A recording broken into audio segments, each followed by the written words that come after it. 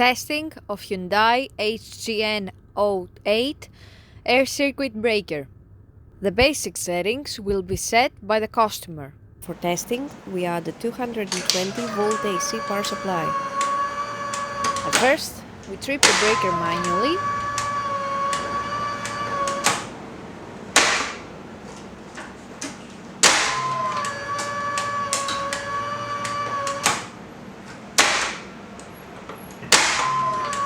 Then we trip the breaker with the help of a UVT. Next, we perform a short time delay test and the breaker trips almost instantly. And lastly, we perform a long time delay test, and after about 15 seconds, the breaker trips.